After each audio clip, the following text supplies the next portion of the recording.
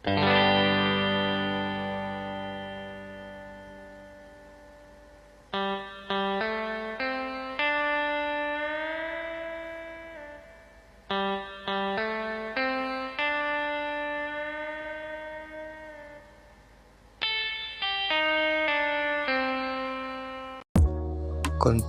generasi muda dalam pembangunan bangsa.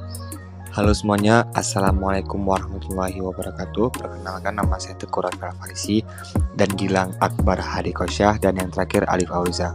Hari ini saya membawakan presentasi tentang kontribusi generasi muda dalam pembangunan bangsa.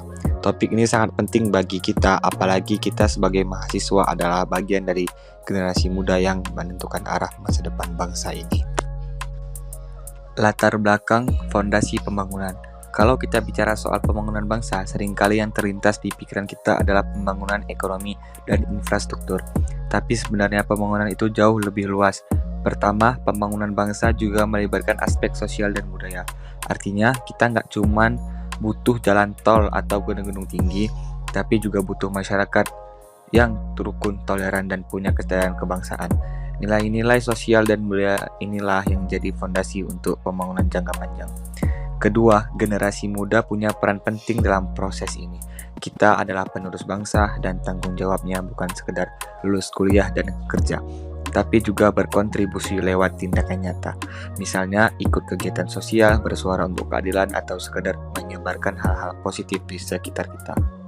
Ketiga, pendidikan kewarganegaraan memegang peran sentral. Lewat mata kuliah ini kita diajak untuk mengenal nilai-nilai dasar bangsa seperti toleransi, nasionalisme, dan demokrasi. Dari situ kita dilatih untuk jadi warga negara yang sadar akan hak dan kewajibannya. Keempat, media sosial juga nggak kalah penting. Di era sekarang, medsos adalah alat paling ampuh untuk menyebarkan pesan. Kita bisa gunakan platform digital ini untuk menyuarakan semangat kebangsaan, mendorong toleransi, dan mempererat kohesi sosial. Namun di sisi lain masih ada keraguan nih, sejauh mana generasi muda benar-benar mengerti dan mengamalkan nilai-nilai kewarganegaraan itu dalam kehidupan sehari-hari. Apakah kita hanya tahu secara teori atau sudah benar-benar melakukannya? Nah, itulah alasan kenapa kami melakukan penelitian ini, untuk mengetahui secara langsung bagaimana sebenarnya peran dan kontribusi generasi muda, terutama dalam konteks kehidupan nyata dan era digital sekarang. Rumusan masalah dan tujuan studi. Dari latar belakang itu, kami menyusun beberapa rumusan masalah, antara lain: seberapa paham generasi muda tentang nilai kewarganegaraan, seberapa besar pengaruh pendidikan PKN, apakah kita merasa punya tanggung jawab membangun bangsa, dan apakah kita benar-benar menjalankan tanggung jawab itu. Terakhir, bagaimana peran media sosial. Lalu tujuan studi kami adalah untuk menjawab semua pertanyaan tadi. Dengan kata lain, kami ingin tahu apakah generasi muda hanya paham secara teori atau juga benar-benar berkontribusi nyata di masyarakat. Oke teman-teman, sekarang kita masuk ke bagian metodologi. Di bagian ini, saya akan menjelaskan bagaimana cara kami mengumpulkan data dan melakukan analisisnya. Jadi, untuk mengetahui seberapa besar kontribusi generasi muda dalam pembangunan bangsa, kami memilih menggunakan metode survei. Survei ini kami lakukan menggunakan kuesioner tertutup yang berbasis skala Likert. Buat yang belum familiar, skala Likert itu adalah skala penilaian dari 1 sampai 5 yang biasanya digunakan untuk mengukur tingkat persetujuan seseorang terhadap suatu pernyataan. Misalnya, dari sangat setuju sampai sangat tidak setuju. Kenapa kami pilih metode ini? Karena dengan skala Likert, kita bisa mengukur sikap dan persepsi secara lebih terstruktur dan kuantitatif. Jadi, datanya nggak cuma berdasarkan opini umum saja, tapi bisa dihitung dan dianalisis secara sistematis. Kuesioner ini berisi 5 pertanyaan utama yang sesuai dengan rumusan masalah, yaitu 1. Pemahaman tentang nilai-nilai kewarganegaraan. 2. Pengaruh pendidikan kewarganegaraan terhadap motivasi berpartisipasi. 3. Tingkat tanggung jawab sosial. 4. Bentuk pelaksanaan tanggung jawab. Dan 5. Pemanfaatan media sosial untuk menyebarkan nilai positif. Kami menyebarkan kuesioner ini secara online menggunakan Google Form karena lebih praktis dan bisa menjangkau responden dengan cepat. Apalagi sebagian besar generasi muda aktif menggunakan internet. Untuk lokasi penelitiannya sendiri, kami fokus di Kota Loksmawe, Provinsi Aceh. Penelitian ini berlangsung dari tanggal 1 sampai 27 Mei 2025 yang mencakup tahap-tahap seperti penyusunan pertanyaan, penyebaran kuesioner, pengumpulan data, dan terakhir analisis hasil. Nah, soal analisis datanya sendiri, kami gunakan metode kuantitatif deskriptif. Caranya, kami hitung rata-rata skor dari setiap pertanyaan, lalu kami kategorikan berdasarkan skala. Skor 1 sampai 1,80 sangat setuju. Skor 1,81 sampai 2,60 setuju. Skor 2,61 sampai 3,40 netral.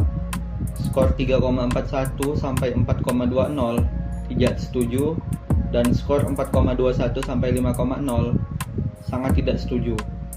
Dari hasil perhitungan ini, kita bisa tahu bagaimana kecenderungan sikap generasi muda terhadap masing-masing aspek yang diteliti.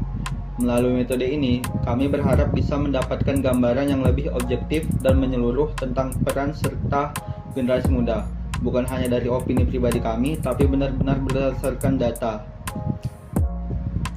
Total responden kami adalah 32 orang, mayoritas laki-laki, yaitu sekitar 62,5%, dan paling banyak berasal dari kelompok usia 17-20 tahun, yaitu sebanyak 81,3%.